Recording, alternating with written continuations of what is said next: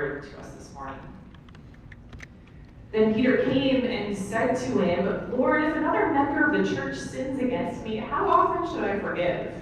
As many as 7 times? Jesus said to him, not 7 times, but I tell you, 77 times. For this reason, the kingdom of heaven may be compared to a king who wished to settle accounts with his slaves. When he began the reckoning, one who owed him 10,000 talents was brought to him. And as he could not pay, his Lord ordered him to be sold, together with his wife and children and all his possessions, and payment to be made. So the slave fell on his knees before him, saying, have patience with me, and I will pay you everything. And out of pity for him, the Lord of that slave released him and forgave the debt. But that same slave, as he went out, came upon one of his fellow slaves who owed him 100 denarii. And seizing him by the throat, he said, pay what you owe. Then his fellow slave fell down and pleaded with him, have patience with me, and I will pay you. But he refused. Then he went and threw him into prison until he would pay the debt. When his fellow slaves saw what had happened, they were greatly distressed. And they went and reported to their lord all that had taken place. Then his lord summoned him and said to him, you wicked slave, I forgave you all that debt because you pleaded with me. Should you not have had mercy on your fellow slave, as I had mercy on you? And in anger, his Lord handed him over to be tortured until he would pay his entire debt.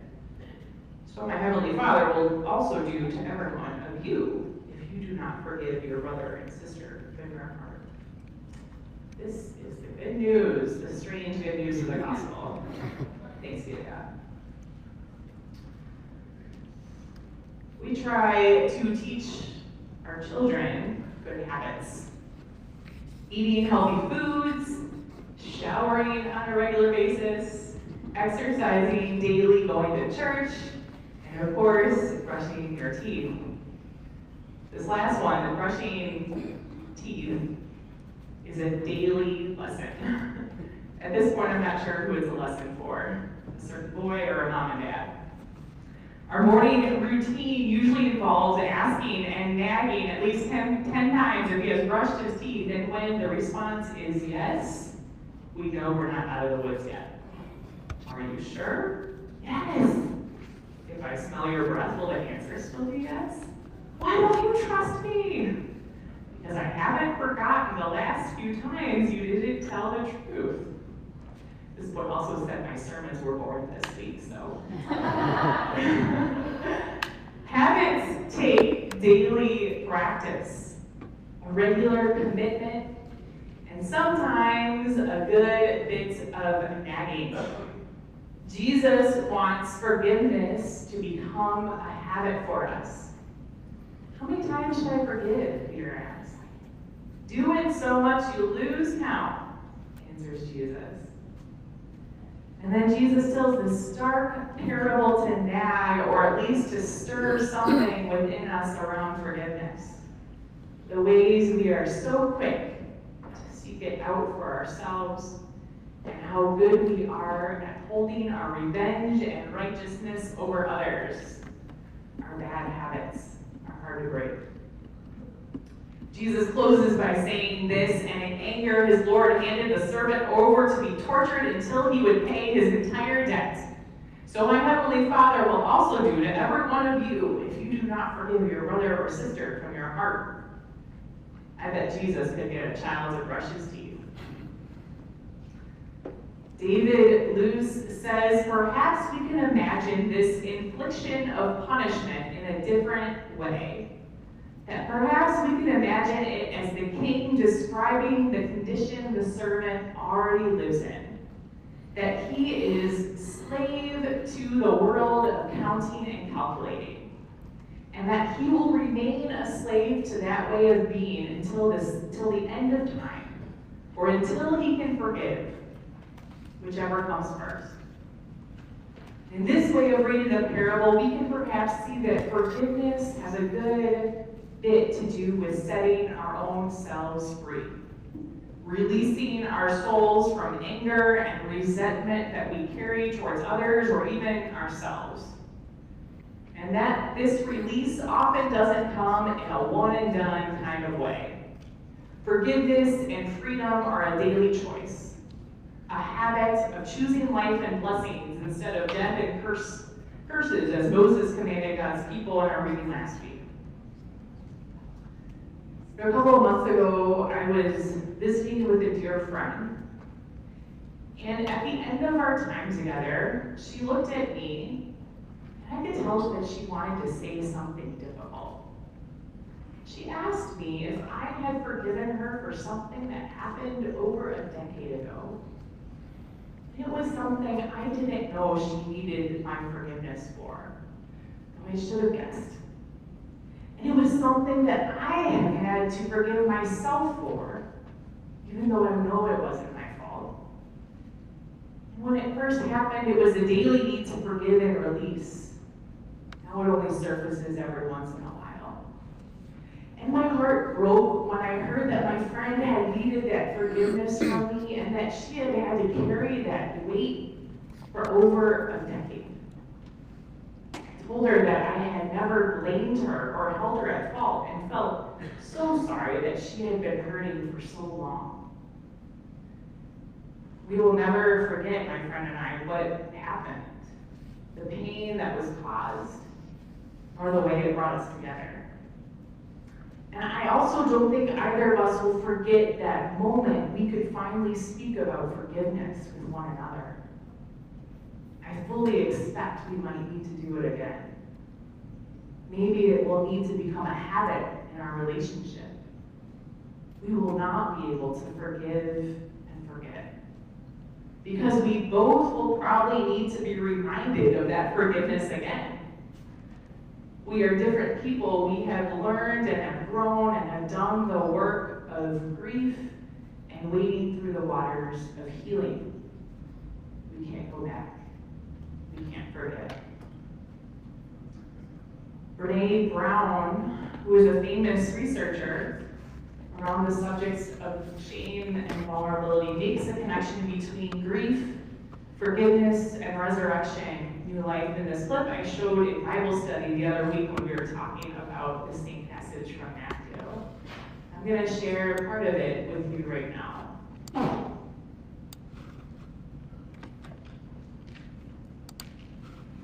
You know, when I was writing The Gifts of Imperfection, I thought forgiveness would be one of the 10 posts for the gifts because it's such a huge issue. And I had already turned in the draft of it, and then I was doing some interviews around forgiveness just to make sure, because it's such a big thing, a big topic, and it's so hard and it's so tender. And those interviews that I did blew my idea of what forgiveness was out of the water. It didn't fit at all with what I had put forward. So I pulled it back, and I've been working for a decade trying to figure out forgiveness, but I could never, you know, as a qualitative researcher, we look for saturation, meaning we keep getting the same answers over and over as we interview people to the point where we believe that it's a valid and reliable answer, and that it's broad enough to capture everyone's experiences. And so I was like, oh my God, I'm never going to solve forgiveness. And then one day I was You woke up one day trying to solve forgiveness? I woke up, I spent a decade trying to solve it, but one day, yeah, it's a lot of ways, but one day I did solve it. I was at church and I was listening to Joe Reynolds, who is an Episcopal priest, telling stories about forgiveness and his experience doing pastoral counseling. And he said, in order for forgiveness to happen, something has to die. And I was like, I literally put my hands over my face. I was like, oh my God, the one concept or construct that I had left out, it was the reason why forgiveness was never whole in my work, was grief. The reason why forgiveness is so hard is because in order for us to forgive, something has to die, and we have to grieve something. And so I went back into the data, and a couple of doctors with me, and we started looking, and it was the grief all through. It was the grief. It was, you know, he was telling the story about a couple where the guy had had an affair, And they knew they wanted the marriage to end, but he couldn't let go of the shame, and she couldn't let go of the shame, and she couldn't let go of the rage. And, Joseph said, you're going to have to bury and kill off this marriage as you know it today, and grieve the loss of what this was in order for something new to be born. It's not ever going to be the same again. And because God's telling it. And when I went back, and even if it's forgiveness of someone you care about says something really hurtful about you, you have to bury the idea that that person doesn't have the capacity to hurt you, or that wouldn't hurt you.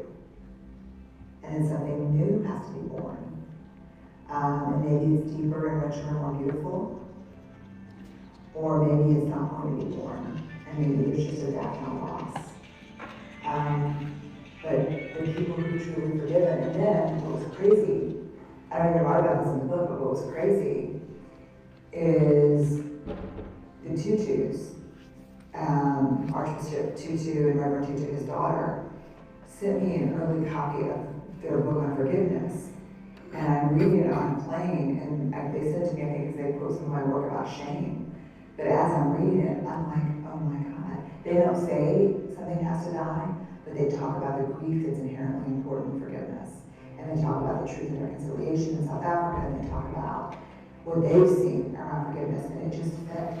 I mean, I made the recommendation of their book in Rising Strong and say it's one of the most important books I've read in my life. But grief is an inherent part of forgiveness. Sometimes we just have to kill off and bury being right, and the power that comes from being, and the juice that we get from being right in order for forgiveness to happen. Which means the willingness to kill something off or bury something and grieve it makes being forgiven the ultimate act of love. Right? Yeah, so like, yeah.